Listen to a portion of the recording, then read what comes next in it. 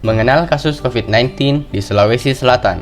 Melansir data dari pusatkrisis.kemenkes.go.id, Rabu 21 Juni 2023, jumlah kasus positif virus corona di Provinsi Sulawesi Selatan telah mencapai 149.271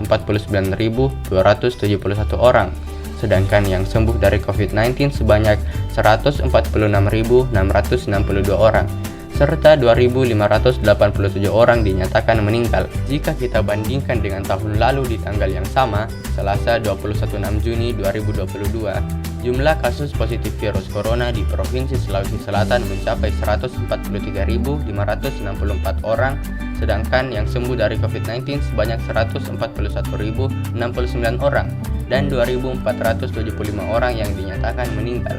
Dapat kita ketahui dalam 1 tahun terakhir, kasus orang yang terkena virus corona meningkat sebanyak 5.707 orang, dengan total kasus sembuh sebanyak 5.593 orang, serta 112 orang yang dinyatakan meninggal.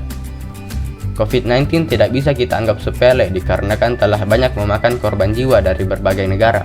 Oleh karena itu, mari kita mengenal lebih lanjut mengenai COVID-19 agar kita tidak terinfeksi dan terkena penyebaran virus ini.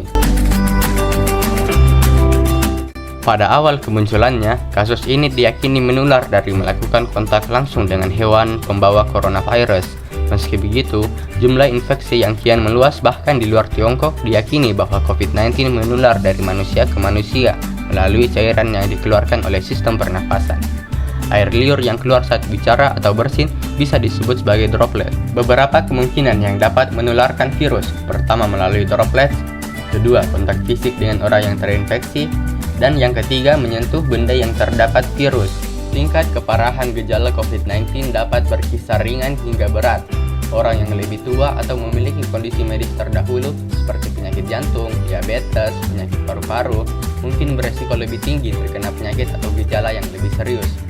Maka dari itu, efek penyakit COVID-19 pada setiap orang mungkin akan berbeda tergantung kondisi kesehatan mereka saat itu. Gejala yang timbul secara umum yaitu demam, batuk berdahak, kesulitan bernapas, dan sakit dada saat bernapas. Dan inilah perbandingan grafik kasus COVID-19 di Sulawesi Selatan selama setahun terakhir. Dapat kita lihat di sini grafiknya mengalami peningkatan baik dari segi total kasus yang dinyatakan sembuh serta korban jiwa.